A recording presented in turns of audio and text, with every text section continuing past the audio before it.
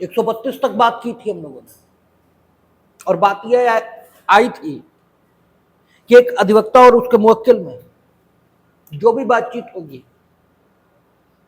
इस प्रयोजन से कि अधिवक्ता अपने मुवक्किल की प्रतिरक्षा, डिफेंस कर पाए, तो डिफेंस करने के लिए जो जरूरी सूचनाएं हैं उसे मुवक्किल से प्राप्त हो जाएंगी। तो अधिवक्ता को प्राप्त सूचनाएं सुसंगत हो, विवादित तथ्य हो, इनका साक्ष्य हो, या किसी भी दृष्टिकोण से साक्ष्य के रूप में उपयोगी हो, किंतु उनका साक्ष्य नहीं दिया जाएगा। किसके द्वारा? अधिवक्ता के द्वारा। और अधिवक्ता उसे देने का प्रयत्न भी करेगा तो भी वो साक्ष्य लिया नहीं जाएगा। यानी एब्सोल्यूट सुरक्षा ये दी गई है। और इसे देने का जो आधार है उसके बारे में आपसे बात हुई थी कि वो पब्लिक पॉलिसी या लोक नीति है, और ये ठीक भी है। जब हम गहराई से विचार करते हैं, अगर हम फौरी फौरी सोचें तो ये बात कुछ गलत सी लगती है, लेकिन जब हम गहरे उतर कर सोचते हैं तो पता यह लगता है कि बात एकदम सही है। क्योंकि अगर इस प्रकार की धारा न बनाई जाए तो भी 90% अधिवक्ता ये अपने मुवक्किल खिलाफ गवाही देने नहीं आएंगे,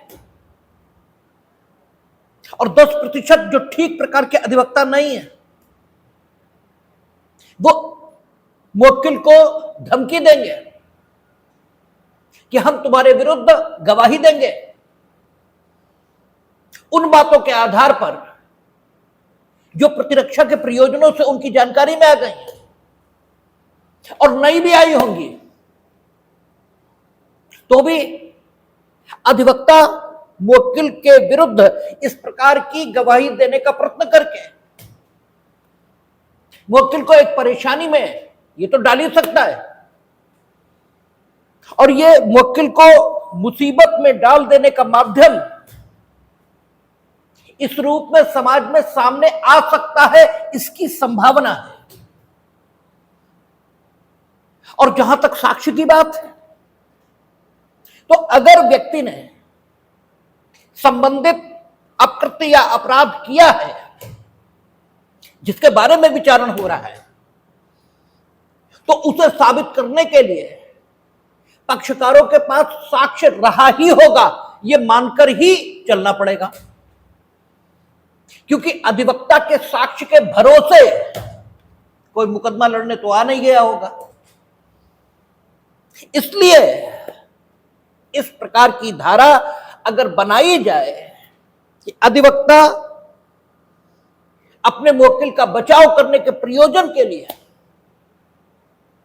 जिन बातों का ज्ञान ये मुवक्किल से प्राप्त कर लेगा, उनका साक्ष्य उसे देने के लिए किसी भी न्यायालय में न तो विवश किया जाएगा, क्योंकि अच्छे अधिवक्ता भी हो सकते हैं, तो विवश भी नहीं किया जाएगा। उनसे ये नहीं पूछा जाएगा कि मुवक्किल ने आपको क्या इंफॉर्मेशन दी थी, और न ही अगर अधिवक्ता ठीक नहीं है और वो अपनी ओर से उन बातों का साक्ष्य न्यायालय के समक्ष देने लगे तो अलाउड भी नहीं किया जाएगा। सेक्शन एकदम साउंड फूटिंग पर है, और उसकी फूटिंग की साउंडनेस ये हम लोगों ने पिछले क्लास में देखी थी, पिछला पूरा वीडियो इसी पर है। अब हम लोग आगे की बात करेंगे। मुवक्किल अगर उन बातों के बारे में साक्ष्य देने भी लगा है जिन बातों की जानकारी उसने अधिवक्ता को दी है, उन बातों के बारे में स्वयं साक्ष्य देने लगा है, तो भी अधिवक्ता इसके ऊपर जो प्रतिबंध सेक्शन के माध्यम से लगाया गया था वो प्रतिबंध रिलैक्स ये नहीं होता, वो प्रतिबंध अपनी जगह बना रहता है, वो अपनी इच्छा से दे रहा है। तो सेक्शन जिस लिए बनाया गया था वो बात तो खत्म नहीं होती है, क्योंकि सेक्शन तो अधिवक्ता के द्वारा मुवक्किल का शोषण ये रोकने के प्रयोजन से बना था, ताकि अधिवक्ता मुवक्किल का शोषण न करे और मुवक्किल अपने हित का सबसे अच्छा निर्णय करे। वो सूचना के बारे में, वो सूचना जो उसने अधिवक्ता को दी है उसके बारे में साक्ष्य दे रहा है, उस सूचना कोई तो नहीं बता रहा। सूचना के बारे में साक्ष्य देना और सूचना का साक्ष्य देना दोनों बातें अलग अलग हैं। हम अपने आचरण के बारे में साक्ष्य दे रहे हैं और ये कह रहे हैं कि हम तो बहुत अच्छे आचरण के, ठीक है। आचरण के बारे में साक्ष्य देना और आचरण का साक्ष्य देना बातें अलग अलग हैं। तो सूचना जिसके बारे में अधिवक्ता को साक्ष्य देने से रोका गया है, कहां? लास्ट प्रीसीडिंग सेक्शन में। उस सूचना का साक्ष्य अगर मुवक्किल देना भी प्रारंभ कर दे तो भी अधिवक्ता रिलैक्स नहीं होता और अधिवक्ता को यह छूट नहीं मिलती कि वो आकर के उस सूचना का साक्ष्य न्यायालय में देने लगे। हां, एक स्थिति है जबकि मुवक्किल स्वयं अधिवक्ता को साक्षी के रूप में प्रस्तुत कर दे। अब जब साक्षी के तौर पर आ गया अधिवक्ता, तब स्थिति बदल गई है। अभी भी पूर्णतः बदली है यह नहीं कह सकते, क्योंकि उसने साक्षी के तौर पर प्रस्तुत किया है। लेकिन साक्षी के तौर पर उसकी परीक्षा करने के लिए जो प्रश्न, ठीक है, उस मुवक्किल के पक्ष से उस अधिवक्ता से किए जा रहे हैं, यदि वे प्रश्न भी ऐसे हैं कि उनका उत्तर वही सूचना होगी जो स्वयं मुवक्किल ने अधिवक्ता को दी थी और जिसका साक्ष्य देने से मुवक्किल के शोषण को रोकने के लिए विधायिका के द्वारा अधिवक्ता को रोका गया था, अब ये वर्जना, ये प्रतिबंध, ये रेस्ट्रिक्शन जो लास्ट प्रीसीडिंग सेक्शन से लगा है, ये हट जाएगा। क्यों? अब अधिवक्ता की मजबूरी हो गई है। क्यों? पिछले एविडेंस एक्ट का सेक्शन 132 है, 132 है और इसमें आपका जो नया भारतीय साक्ष्य अधिनियम है इसमें 137 है। यहां यह कहा जा रहा है कि अगर साक्षी से प्रश्न हुआ है,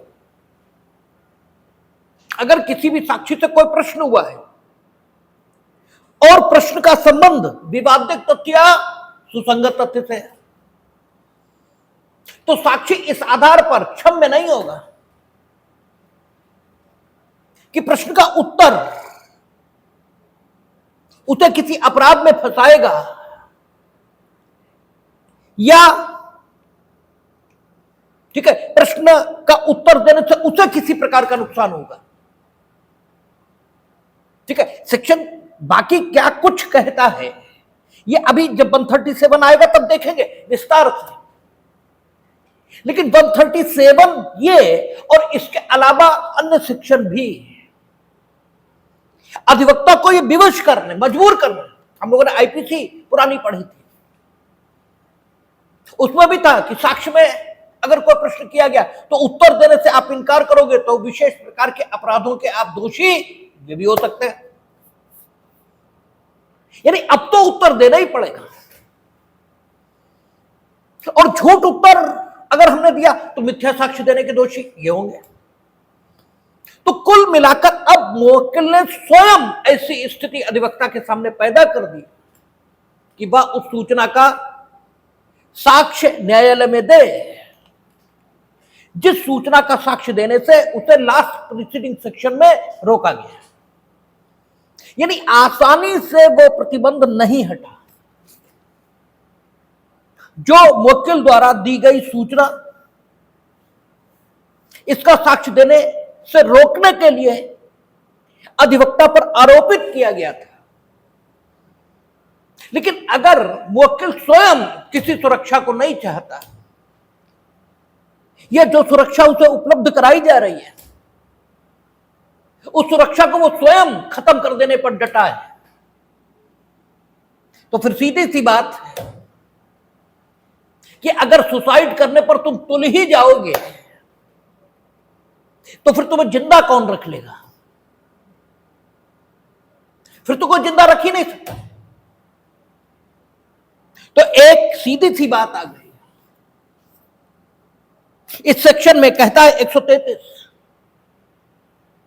साक्ष्य देने के लिए स्वयं उद्यत होने से विशेषाधिकार अभित्यक्त नहीं हो जाता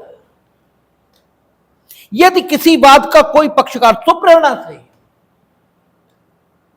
या अन्यथा उसमें साक्ष्य देता है, तो यह न समझा जाएगा कि एतद द्वारा उसने ऐसे प्रकटन के लिए जैसा धारा 132 में वर्णित है सम्मति दे दी है। यानी सिर्फ इससे नहीं होगा कि पक्षकार उस मामले में जिससे सूचना संबंधित है स्वयं साक्ष्य देने के लिए उद्यत हो गया और सूचना के संबंध में साक्ष्य देने लगा है। इससे केवल विशेषाधिकार, ठीक है, उसका जो धारा 132 ने दिया है वो अधित्यक्त नहीं समझा जाएगा और न ये समझा जाएगा कि उसने उस सूचना के प्रकटन के लिए सम्मति दे दी है जो जिसकी संरक्षा और सुरक्षा धारा 132 में दी गई है। ठीक है, लेकिन यदि किसी वाद या कार्यवाही का कोई पक्षकार किसी अधिवक्ता को साक्षी के रूप में बुलाता है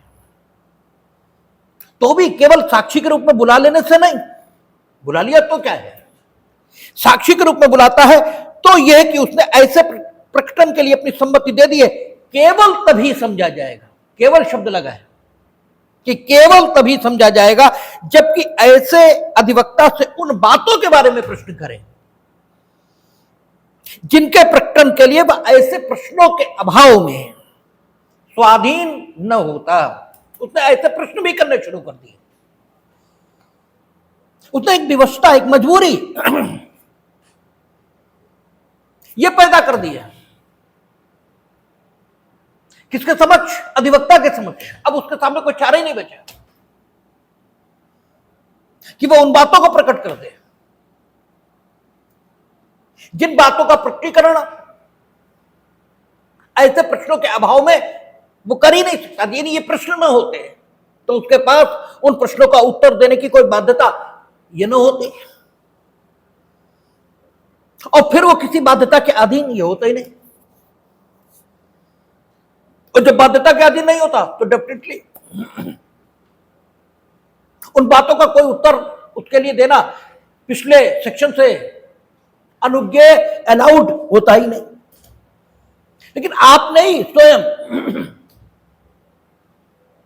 अपनी सुरक्षा को तार तार कर दिया तो फिर कोई बात नहीं बचेगी। ठीक है, तो 133 एक्सटेंशन है, ठीक है, विस्तारीकरण है किसका? 132 का। अब अगर 134 ना हो तो जो सुरक्षा 132 और 133 से मिली है ये सुरक्षा पूरी नहीं होगी, ये अधूरी अधूरी रहेगी। इसलिए 132 से 133 134 मिलकर एक कंप्लीट कोड बना देंगे। 134 को होना ही चाहिए और पुराने भारतीय साक्ष्य नियम 129, क्योंकि अधिवक्ता को विवश नहीं करोगे, अधिवक्ता को अनुज्ञात नहीं करोगे। अधिवक्ता दो ही प्रकार के हो सकते हैं, या तो अच्छे या बुरे। भाई अच्छे होंगे तो खुद साक्ष्य नहीं देंगे तो तुम विवश कर सकते हो, तो तुम मना कर दिया, विवश नहीं करोगे।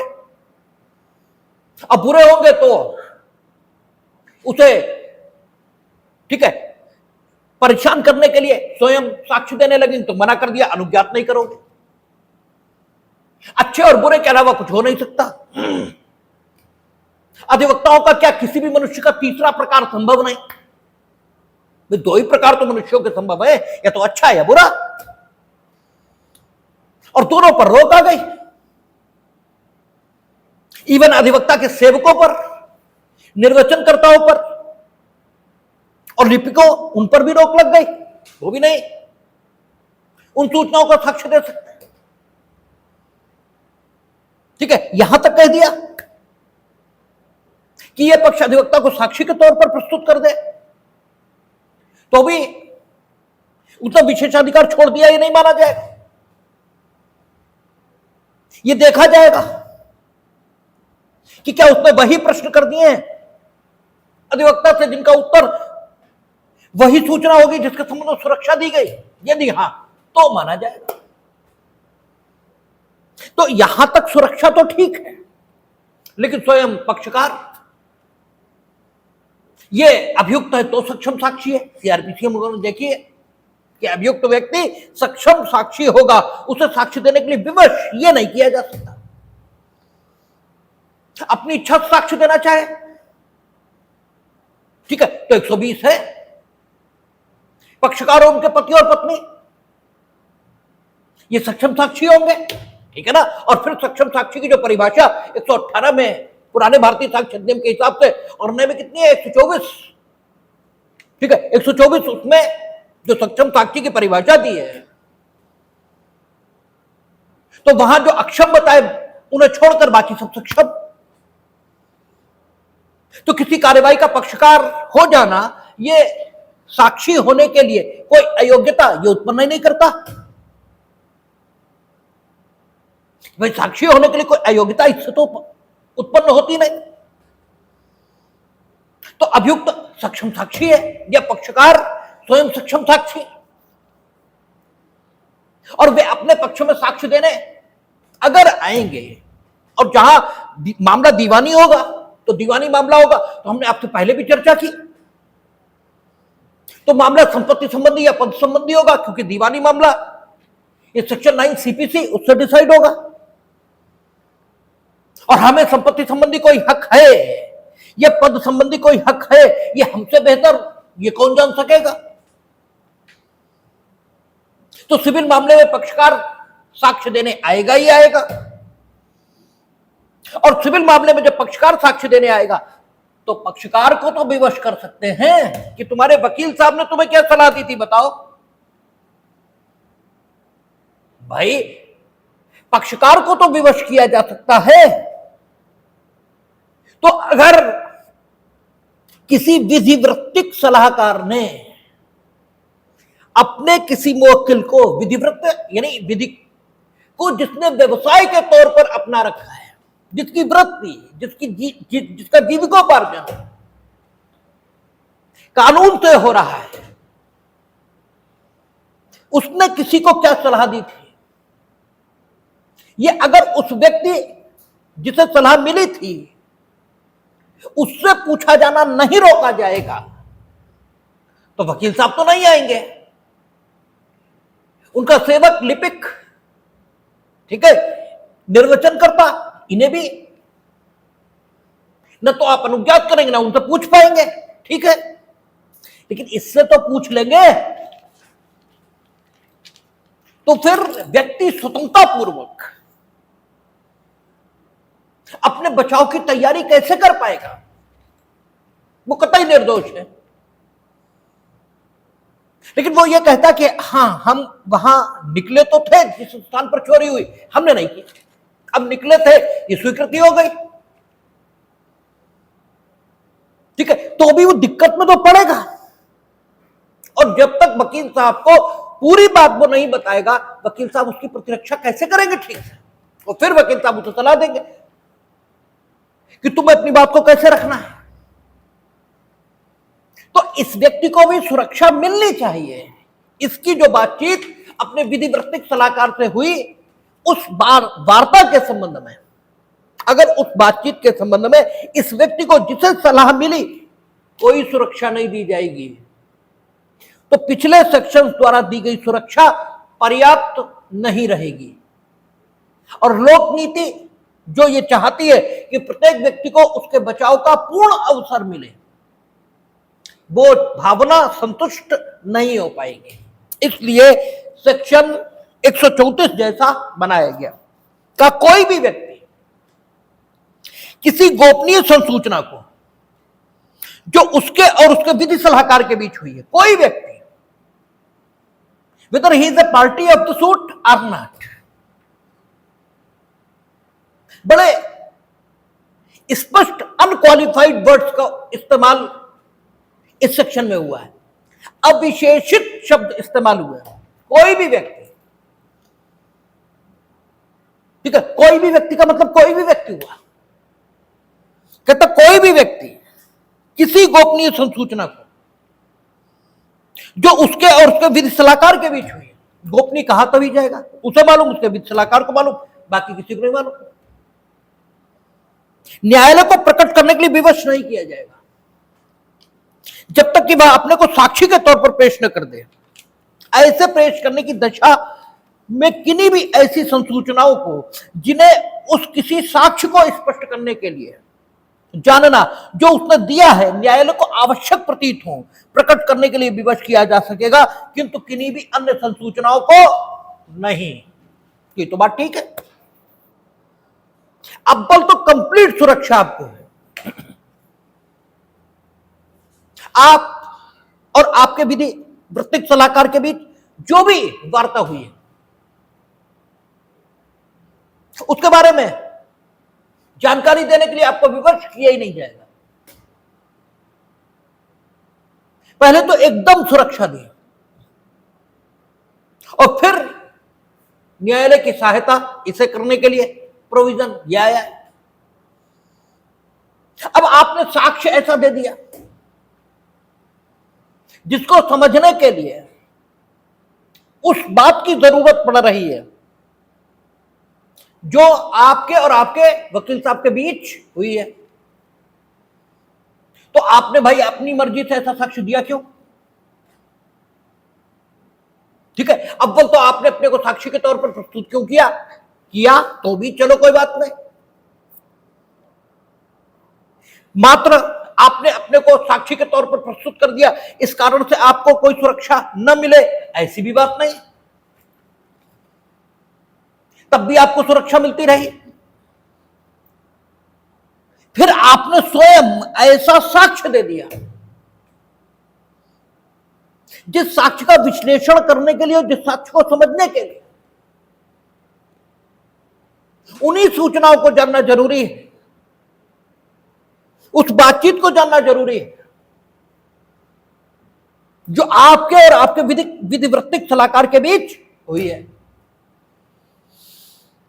तब तो रीजनेबल और युक्तिसंगत बात यही है कि आपको वो प्रकट करने के लिए विवश किया जाए जो आपके और आपके विधिवृत्तिक सलाहकार के बीच हुआ है, वो सब प्रकट करने के लिए बाध्य किया जाए। लेकिन इन नॉर्मल कंडीशन न तो आपको विवश किया जाएगा कि यू मस्ट डिस्क्लोज दैट,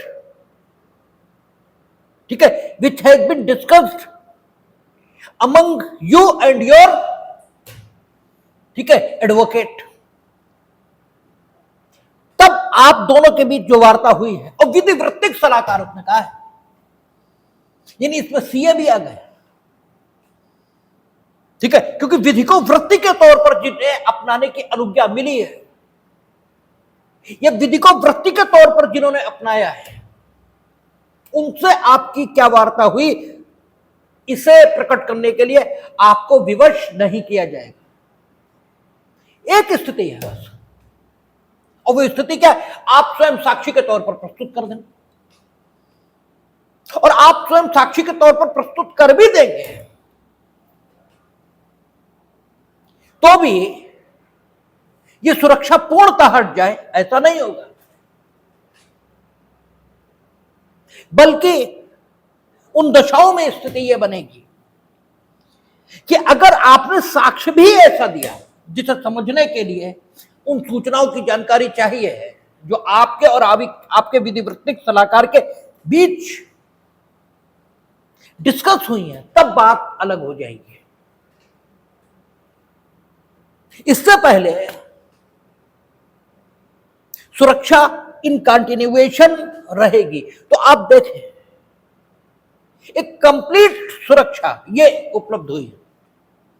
और 3 सेक्शन आते हैं। आपने देखा 132, 133 और 134,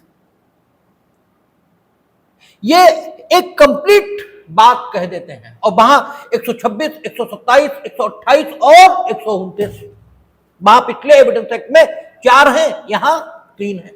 क्योंकि यहां जो 127 और 126 में था वो 1 में कर दिया 132 में, इसलिए एक सेक्शन कम हो गया। तो एक बिल्कुल कंप्लीट सुरक्षा ये दी गई। अब एक और बात जो 135, 136 यहां कही गई कि कोई व्यक्ति न्यायालय में साक्ष्य देने आया है। अब 135 और 136 यहां जो देखिए, इस पूरे चैप्टर में जो कुछ कहा गया है ये लोक नीति के आधार पर कहा गया। और पब्लिक पॉलिसी यह भी चाहती है, लोक नीति यह भी चाहती है कि लोग साक्षी होने से डरे नहीं, अधिकतम लोग साक्ष्य दें। और ये फैक्ट ऑफ कॉमन नॉलेज, ये सामान्य ज्ञान का विषय है कि लोग अपनी आर्थिक दशा के बारे में जानकारी देना पसंद नहीं करते। ठीक है, और ये भी फैक्ट ऑफ कॉमन नॉलेज है कि लोगों से उनकी चीजों के स्वत्व विलेख यानी टाइटल डीड्स अगर मांगी जाए तो उन्हें अच्छा नहीं लगता है। आप उनसे कहो कि जरा मोटरसाइकिल कागज दिखाओ, तो वो कहते हैं क्यों दिखाएं, तुम कौन होते हो। ठीक है, इवन पुलिस मांगती है टाइटल डीड तो थोड़ा कठिन, मतलब खराब लगता है। ये आदमी अपनी गरिमा के विरुद्ध, ठीक है, मानता है। आपसे एज ए स्टूडेंट आप कॉलेज में घुसो और कहे please show your identity cards, तो आपको आइडेंटिटी कार्ड शो करने में दिक्कत ये होती है क्योंकि ये आपको अपनी क्रेडिबिलिटी, अपनी विश्वसनीयता इसके खिलाफ मालूम होता है कि क्या इतना विश्वसनीय नहीं है, क्या हम इतने क्रेडिबल नहीं हैं कि अगर हम स्टूडेंट नहीं हैं तो हम कॉलेज में नहीं घुसेंगे। अब कॉलेज अथॉरिटीज की अपनी मजबूरियां हैं, आप क्रेडिबल हैं ठीक है, लेकिन जो आउटसाइडर्स वहां आकर गड़बड़ करते हैं वो तो क्रेडिबल नहीं है। How we should be identify, हम उनकी पहचान कैसे करें। तो जो स्टूडेंट है वो उससे कहेंगे कि please show your identity cards, इससे पहचान हो जाएगी। लेकिन एक बात है, ये मानव समाज में पाई जाती है कि कोई भी अपने टाइटल डीड्स को शो नहीं करना चाहता। ठीक है, हम चाहते ये हैं कि अधिकतम लोग साक्ष्य देने आए। तो यहां लोक नीति की ये जो दो विपरीत स्थितियां हैं कि लोग साक्ष्य देना नहीं चाहते, अव्वल तो साक्ष्य नहीं देना चाहते, और जैसे साक्षी देने साक्षी के रूप में आए और आप उनसे कह दो अपनी टाइटल डीड्स दिखाओ, तब तो कतई नहीं देंगे क्योंकि वे अपनी सांपत्तिक दशाओं को समाज में प्रचारित नहीं करना चाहते। अरे स्विस बैंक में तो इसीलिए बहुत ज्यादा पैसे जमा हैं क्योंकि उनकी विशेषता यह है कि वे अपने डिपॉजिटर्स इसके बारे में किसी को जानकारी नहीं देते। इवन सरकारों के स्तर पर प्रयास जब चले तो उन्होंने इस शर्त पर भारत सरकार को अकाउंट होल्डर्स के नाम उपलब्ध कराए कि आप इन्हें पब्लिक डोमेन में नहीं जाने देंगे। यानी सरकार सिर्फ अपने तक, यानी अपनी अथॉरिटीज तक उन्हें रखेगी, उनका उपयोग करेगी, लेकिन पब्लिक डोमेन में नहीं जाएंगे। और सरकारों की अपनी विश्वसनीयता होती है। अगर आप एक बार वचन देकर मुकरेंगे तो अंतरराष्ट्रीय जगत में तुम्हारी वैसी थू थू हो जाएगी जैसी पाकिस्तान की है। उनकी कोई वैल्यू वक्त नहीं, वो कुछ भी कहते हैं, मान लिया जाता है कि तुम तो ऐसा ही हो, तुम तो अभी कुछ कह दोगे और बाद में तुम्हारे यहां कुछ होगा नहीं, तुम्हारी सेना कुछ भी कहने लगेगी। तो अगर आप अपनी बात का आनर चाहते हैं तो आपको करना पड़ेगा। तो कुल मिलाकर जो बात है कि लोग अपनी आर्थिक दशाओं के बारे में, अपनी सांपत्तिक दशाओं के बारे में पब्लिक डोमेन में डिस्कशन नहीं चाहते, और हमारी मजबूरी यह है कि हम लोगों को विटनेसेस बनने के लिए उत्प्रेरित करें अधिकतम। इसीलिए आपको ध्यान होगा कि न्यायालयीन कार्रवाइयों में अगर मिथ्या साक्ष्य दिया गया है तो क्या है, अदालत को हक है, पक्षकारों को नहीं। कहा 340 सीआरपीसी, बीएनएसएस में धारा बदल गई होगी, लेकिन 340 जैसा प्रोविजन वहां भी है। अदालत को हक है कि अगर न्यायालयीन कार्रवाई में कोई मिथ्या साक्ष्य देने की कार्रवाई हुई है या कूट रचित कोई दस्तावेज साक्ष्य के तौर पर प्रस्तुत किया गया है, तो आपने सीआरपीसी सेक्शन 195 देखा था, वहां लिखा था कि वह न्यायालय या वह जिसका अधीनस्थ है उस न्यायालय के लिखित परिवाद पर ही कार्रवाई होगी, अन्यथा नहीं होगी। ताकि ये शक्ति न्यायालय को क्यों दी? इसलिए कि हम ये जानते हैं कि प्रत्येक मुकदमे में पक्षकार थोड़ा बहुत झूठा साक्ष्य देते ही है, और अगर पक्षकारों को मिथ्या साक्ष्य देने के आधार पर कार्रवाई करने का हक दे दिया गया तो वे साक्षियों के खिलाफ इतने मुकदमे दर्ज करा देंगे कि आगे से कोई साक्ष्य देने नहीं आएगा। और साक्षियों की आदत होती है कि वो थोड़ा बहुत झूठ बोलते ही हैं, और ये बहुत खतरनाक स्थिति होगी, क्योंकि न्यायालय साक्ष्य की रोशनी इसी में तो चलेगा। कोई साक्षी नहीं बनेगा तो फिर क्या है, फिर वैसे साक्षी नहीं बनते लोग, और जितने बनते हैं उनका भी हम नाश कर दें। इसलिए एक निष्पक्ष एजेंसी न्यायालय उसे हक दिया कि अगर मिथ्या साक्ष्य दिया भी गया है तो अगर न्यायालय को लगता है कि ये इतना दुष्टतापूर्वक, भ्रष्टतापूर्वक मिथ्या साक्ष्य दिया गया कि भाई इतना दुष्टतापूर्वक, इतनी भ्रष्टतापूर्वक तो मिथ्या साक्ष्य नहीं ही दिया जाना चाहिए था। ठीक है, कहते ना कि तुम्हारी इतनी हिम्मत कि तुम इस प्रकार की बात कर रहे हो, ठीक है, तो आपने दुस्साहस किया है, इतना दुस्साहस किया है कि आपने वो मिथ्या साक्ष्य दिया जिसे क्षमा ही नहीं किया जा सकता। तब न्यायालय को ताकत दी कि वो कार्यवाही आपके खिलाफ करे। ये सारे प्रोविजन बने क्यों? इसीलिए कि लोग साक्षी बनने के लिए उत्प्रेरित हों, क्योंकि लोक नीति, लोकहित की साधना इसी में है। आम आदमी मूर्ख होता है, इसलिए वो कानून की गहराई को नहीं जानता। किसी मिथ्या साक्षी को संरक्षण देना यह प्रोविजन का उद्देश्य नहीं है। प्रोविजन का उद्देश्य अधिकतम लोगों को न्याय देना, क्योंकि लोग साक्षी बनकर आएंगे, कुछ तो कहेंगे, अरे कुछ तो अंदाज लगेगा कि आखिर क्या हुआ होगा। अगर कोई आएगा ही नहीं कुछ बताने, तो फिर आखिर कैसे न्यायालय आगे बढ़ेगा, क्या करेगा?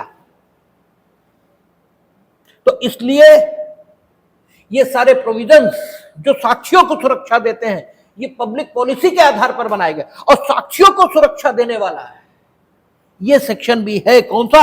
135 और 136। क्या कहता है देखें, जो साक्षी पक्षकार नहीं है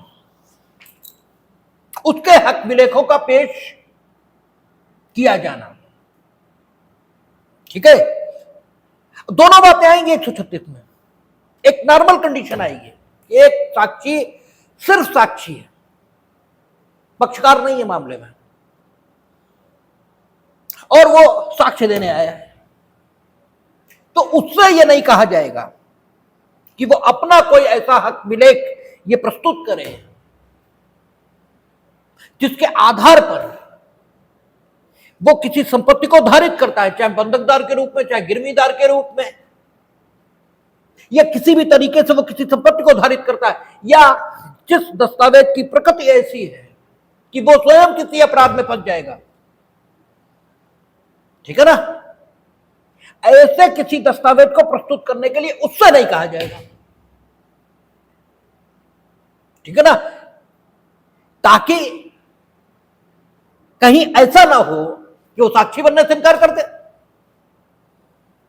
आपको मालूम है कि बंधक करने से संपत्ति का है, ठीक है, संपत्ति का बंधक जब करते हैं तो केवल एक हित संपत्ति का ये ट्रांसफर होता है। ठीक है? बंधक की परिभाषा, डेफिनेशन आप लोगों ने देखी थी। बंधक विनिर्दिष्ट स्थावर संपत्ति में के किसी एक हित का अंतरण है। ठीक है? जो किसी वर्तमान या प्रोद्भवमान, ठीक है, जो ऐसा वचन है जिसके अपालन से धन संबंधी दायित्व ये पैदा हो सकता है, आदि आदि। ठीक है? पूरी बंधक की बात हम नहीं कर रहे हैं, जो रिलेवेंट पोर्शन है यहां के लिए उसी की बात करें कि बंधक क्या है? विनिर्दिष्ट स्थावर संपत्ति में के किसी एक हित का अंतरण। तो एक ही हित तो अंतरित हुआ। बंधक कर्ता के पास शेष सारे हित तो बचे ही रहे, उसने दोबारा बंधक कर दिया या संपत्ति को बेच दिया, कोई और आया वो संपत्ति को क्लेम कर रहा है उसी को। अब जिसने बंधक लिया था वो इसके स्वामित्व का साक्षी ये तो है ही है, वो उसके पक्ष में गवाही देने आया, उसने कहा तुम अपना वाला बंधक लेके आओ। देखो उसमें भी कमी है, ये कमी नहीं है, जो भी है वो अपना बंधक क्यों लेके आए, वो तो साक्षी होके आया है बस। ठीक है ना? वो अपना साक्षी होके आया, अपना साक्ष्य दे रहा है। तो किसी भी व्यक्ति को जो मामले में साक्षी बनकर आया है, पक्षकार नहीं है मामले में, पक्षकार है तब तो उससे कहा ही जाएगा कि भाई जिस संपत्ति पर तुम क्लेम कर रहे हो उसके हक विलेख ये तो प्रस्तुत करो, क्योंकि जो पक्षकार है उसे तो अपनी बात खुद साबित करनी ही होगी। उस संबंध में तो साबित करने के बार के संबंध में जो नियम है वही उस पर भार रखते हैं कि वो अपनी स्थिति को, अपनी बात को साबित करे। लेकिन एक व्यक्ति जो सिर्फ साक्षी होकर आया है, जो मामले में पक्षकार है ही नहीं, उससे क्यों कहा जाए कि वो अपने हक विलेखों का प्रस्तुतिकरण ये करे? ऐसे तो लोग आएंगे नहीं। इसलिए in normal condition, in general condition, वो व्यक्ति जो मामले में पक्षकार नहीं है, सिर्फ साक्षी की हैसियत से आया है, उसे अपने हक विलेख प्रस्तुत करने के लिए या किसी ऐसे दस्तावेज को प्रस्तुत करने के लिए जो उसे किसी अपराध में फांस देने की प्रवृत्ति रखता है, फांस देगा जरूरी नहीं है। ठीक है ना? एक वसीयत है, तुम कहते हो इन्हें फर्जी बनाए, हम कहते हैं असली बनाए, हम नहीं दिखाते किसी को, है असली, है असली, लेकिन थोड़ी बहुत उसमें प्रारूपिक कमियां हैं। ठीक है? थोड़ी बहुत फॉर्मल त्रुटियां हैं। तुम हमारे खिलाफ रपट दिखा दोगे, बाद में विवेचना होगी, पा लिया जाएगा नहीं वसीयत ठीक है, तो विवेचना कोई आसान प्रोसेस है। किसी के खिलाफ एफआईआर लिख जाती, पुलिस तो उसका जीना आराम कर देती है। ठीक है? वो क्यों लाए वो दस्तावेज जो उसे अपराध में फांस देने की प्रवृत्ति रख देता है। ठीक है? फांस देने की कहा है। ठीक है? फांस देने की इसका मतलब ये हुआ कि झूठा। क्यों ऐसा किया जाए? तो उसे किसी भी व्यक्ति को ऐसा विवश नहीं किया जाएगा यदि सिर्फ साक्षी होकर वो आया है। हां, जो व्यक्ति उससे किसी दस्तावेज को पेश कराने के, ऐसे किसी दस्तावेज को जिसे पेश करने के लिए वो बाध्य नहीं है सेक्शन के मुताबिक, ऐसे किसी दस्तावेज को पेश करने के लिए उसने उस व्यक्ति से जो उससे पेश कराना चाहता है कोई संविदा कर रखी है कि whenever you will ask for the production of this particular document, then I will produce. अगर इस आशय की कोई संविदा उसने कर रखी है संबंधित पक्षकार से, ठीक है, तब बात अलग हो जाएगी, क्योंकि कानून संविधाओं का पालन चाहता है, कानून संविधाओं का अपालन नहीं चाहता, वचनों का पालन होना चाहिए। When you have made a contact with that person and according to that contact you are bound to produce that document which is asked by him, then you must produce, ठीक है, तब तो बात अलग हो जाएगी। अन्यथा इस व्यक्ति को विवश नहीं किया जाएगा।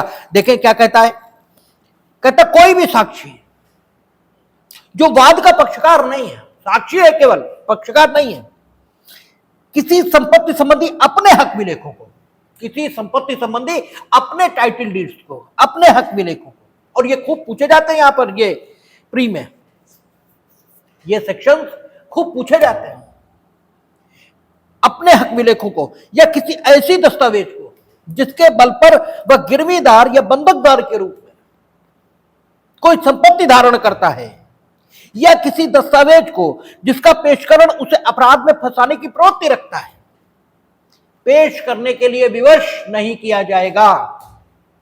और यह निर्देश किसके लिए पेश करने के लिए विवश नहीं किया जाएगा? न्यायालय के लिए, क्योंकि हम लोगों ने सीआरपीसी में देखा था, बीएनएसएस में सेक्शन बदल गए होंगे, सेक्शन 91, 92 और इंडियन एविडेंस एक्ट में धारा 165 और धारा 168 वर्तमान भारतीय साक्ष्य अधिनियम, इसमें भी है जो ये कहती हैं कि न्यायालय को न्याय करने के लिए जिन दस्तावेजों की जरूरत है वे आहूत कर सकते हैं, ठीक है, और संबंधित व्यक्ति को लाना ही पड़ेंगे वो दस्तावेज है। 162 पिछला भारतीय साक्ष्य अधिनियम और 100 कितना देखा था हम लोगों ने, 165 नए एविडेंस एक्ट में वो भी कहता है कि दस्तावेज पेश करने के लिए अगर किसी व्यक्ति को सम्मानित किया गया तो वो उसका कर्तव्य होगा कि दस्तावेज पेश करे। तो इन उपबंधों की मौजूदगी, ठीक है, ये शो करती है इन उपबंधों की वजह से, ठीक है, इस प्रकार की सुरक्षा जरूरी है जो 135 के माध्यम से दी गई। का विवश नहीं किया जाएगा, meaning thereby the court will not issue any process, ठीक है, against that person who is standing before the court as a witness, not as a party in a suit, ठीक है ना, for the production of his own title deeds, ठीक है, ऐसा नहीं होगा। हां, आगे कहा उसने, जब तक कि उसने ऐसे विलेखों के पेशकरण की ईप्सा रखने वाले व्यक्ति के साथ या ऐसे किसी व्यक्ति के साथ जिससे व्युत्पन्न अधिकार है वह व्यक्ति दावा करता है, यानी जो दावा कर रहा है वो ऐसे व्यक्ति से व्युत्पन्न अधिकार रखता है जिसके साथ उसने कांटेक्ट कर रखा था, तब बात डिफरेंट है। उन्हें पेश करने का लिखित करार, ओरल भी नहीं, लिखित करार होना चाहिए, ठीक है, लिखित रजिस्टर्ड नहीं है, लिखित करार न कर रखा हो, यानी if there is a written argument, written contact, then the position will be otherwise, ठीक है, अन्यथा you can not compel him for the production of title deeds, ठीक है। तो ये आपका 135। अब ये सुरक्षा अधूरी रह जाएगी अगर 136 ना हो, इसलिए 136, क्योंकि मान लीजिए हमने अपनी टाइटल डीड्स बैंक में डिपॉजिट कर रखी, लोग अपनी लॉकर में रख देते हैं, ठीक है ना, या हमने हक विलेखों के निक्षेप द्वारा बंधक कर रखा है, साक्षी के तौर पर हम पहुंच गए, ठीक है, तो हमें नहीं करोगे विवश, उसे कर दोगे जिसके पास रखी है, ठीक है, अगर वो विवश हो जाएगा तो वो लेके आ जाएगा, तो भी नुकसान तो हमें ही होगा। इसलिए यह कहा कि अगर टाइटल डीड्स किसी अन्य व्यक्ति के पास है जो साक्षी के तौर पर नहीं आया न्यायालय में, तो उस व्यक्ति को भी विवश करने के लिए कोई प्रोसेस केवल उसी दशा में जारी होगा जबकि ये जो साक्षी के तौर पर आया है इसने कांटेक्ट कर रखा हो, तब वो पेश करेगा लाके, अदरवाइज नहीं। कहता है कोई भी व्यक्ति अपने कब्जे में की ऐसी दस्तावेजों या अपने नियंत्रण वाले इलेक्ट्रॉनिक अभिलेखों को पेश करने के लिए, जिनको पेश करने के लिए कोई अन्य व्यक्ति यदि वे उसके कब्जे या नियंत्रण में होते, पेश करने से इनकार करने का हकदार होता, विवश नहीं किया जाएगा जब तक कि ऐसा अंतिम वर्णित व्यक्ति उन्हें पेश करने के लिए सहमति नहीं देता। यानी सीधे बैंक को प्रोसेस जारी नहीं होगा, सीधे ऐसे व्यक्ति को प्रोसेस जारी नहीं होगा, ठीक है, जिसके पास हक विलेख हैं। ये दो बातें, या तो ये अंतिम वर्णित व्यक्ति यानी जो साक्षी के तौर पर आया इसने लिखित करार कर रखा है, तब तो हो ही जाएगा, क्योंकि ये स्वयं हो जाएगा तो वो हो जाएगा, इसे प्रोसेस जारी होगा, ये खुद लेके आए उससे, ठीक है, ये तो खुद लेके आएगा भाई, इसने तो कॉन्ट्रैक्ट ही कर रखा है, क्यों नहीं लेके आएगा, और इसे तो मिलेंगे ही, इसने तो रखे हैं वहां, ठीक है।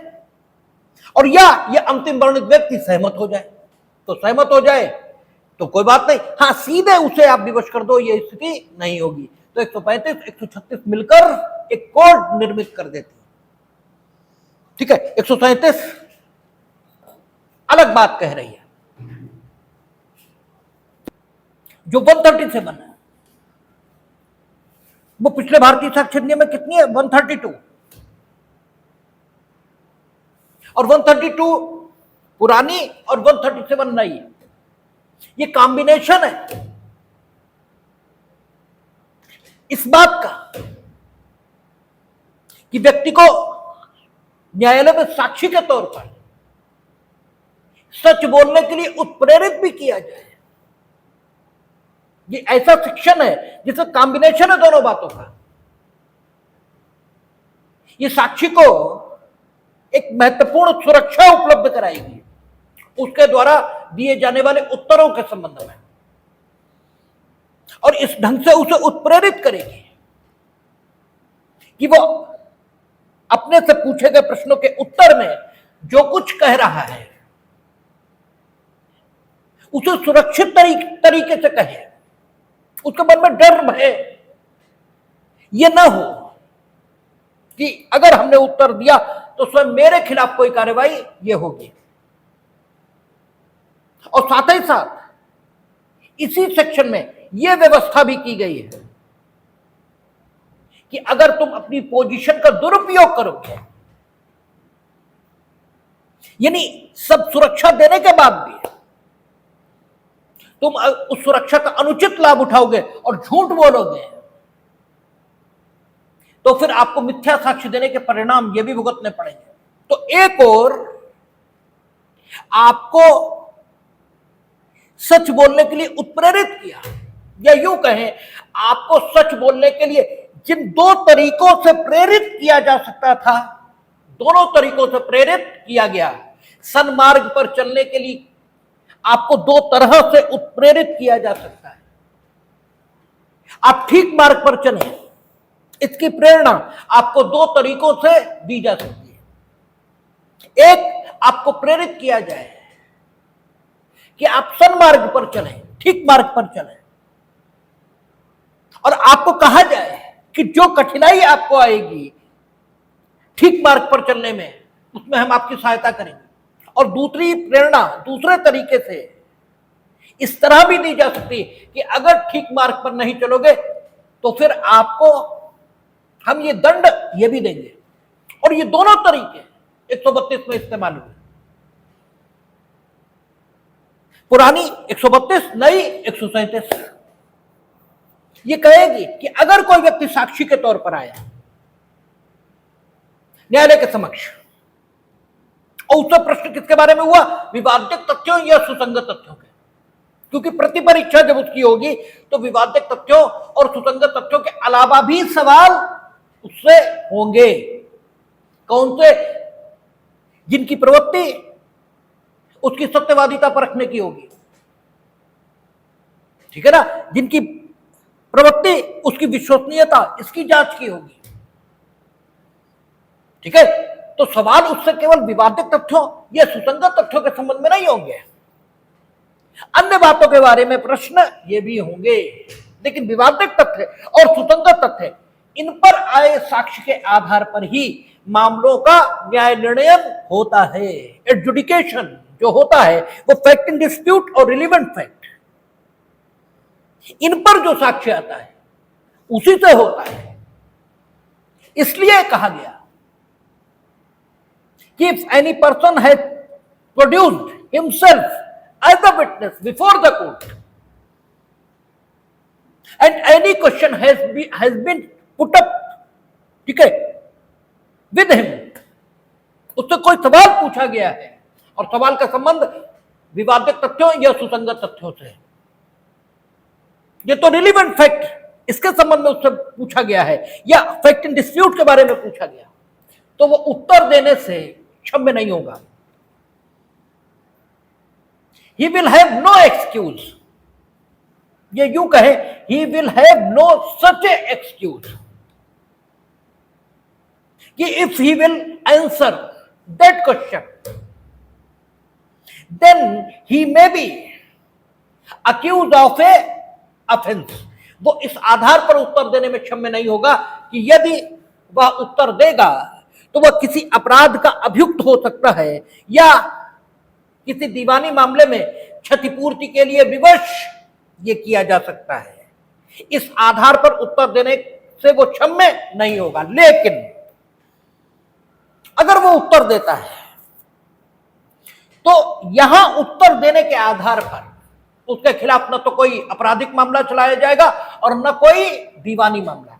यानी आप उसके खिलाफ कोई आपराधिक या दीवानी मामला चलाना चाहते हैं तो इस उत्तर के द्वारा आई जानकारी के आधार पर नहीं, आप सेपरेट जानकारी उस बात के बारे में इकट्ठा करो और उसके आधार पर उसके खिलाफ मामला चलाओ।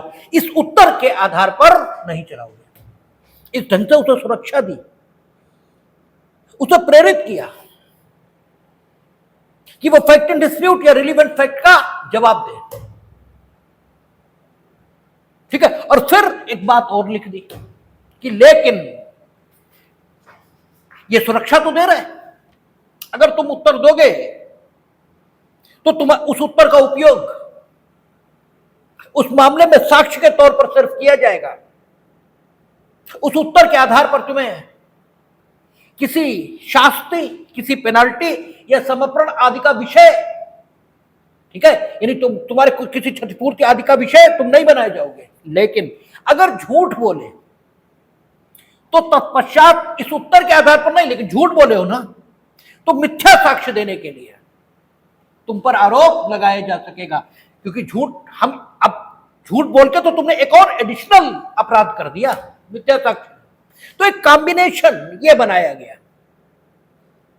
सेक्शन 137 में देखें क्या कहा कोई साक्षी किसी वाद या किसी सिविल या दांडिक कार्रवाई में विवादित विषय से सुसंगत किसी विषय के बारे में किए गए किसी प्रश्न का उत्तर देने से इस आधार पर क्षम्य नहीं होगा कि ऐसे प्रश्न का उत्तर ऐसे साक्षी को अपराध में फंसाएगा, ठीक है ना, या उसकी प्रवृत्ति प्रत्यक्षता या परोक्षता अपराध में फंसाने की होगी, अथवा वह ऐसे साक्षी को किसी किस्म की शास्ति या समर्पण के लिए उच्छन्न करेगा या इसकी प्रवृत्ति प्रत्यक्षता या परोक्षता उच्छन्न करने की होगी। इस आधार पर कुछ नहीं होगा, कोई दिक्कत नहीं है, आप खुलकर एविडेंस दीजिए, ठीक है।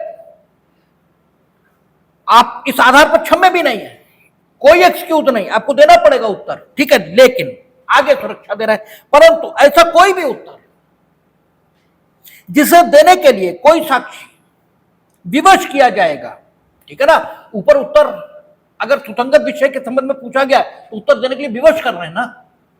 तो कह रहे हैं कि परंतु ऐसा कोई भी उत्तर जिसे देने के लिए कोई साक्षी विवश किया जाएगा उसे गिरफ्तारी या अभियोजन के अधीन नहीं करेगा। यह महत्वपूर्ण सुरक्षा आ गई, गिरफ्तारी या अभियोजन के अधीन नहीं करेगा। और न ऐसे उत्तर द्वारा मिथ्या साक्ष्य देने के लिए अभियोजन में के सिवाय वह उसके विरुद्ध किसी दंडिक कार्रवाई में साबित किया जाए। क्षतिपूर्ति की कार्रवाई जो हमने बोली उसे हटा देंगे, वो नहीं है, केवल गिरफ्तारी और अभियोजन इसके अधीन नहीं किया जाएगा। लेकिन मिथ्या साक्ष्य देने के लिए अभियोजन चलाया जा सकता है अगर आप मिथ्या साक्ष्य देंगे। तो ये सेक्शन सारे के सारे पब्लिक पॉलिसी पर है, ठीक है ना। अब सेक्शन 6 अपराधी के एविडेंस का है जो वर्तमान में 138 है और पुराने में 133 है। ये बेहद इंपॉर्टेंट सेक्शन है मेंस के पॉइंट ऑफ व्यू से भी और हर दृष्टिकोण से। इसकी चर्चा हम लोग सोमवार को करेंगे, देखेंगे।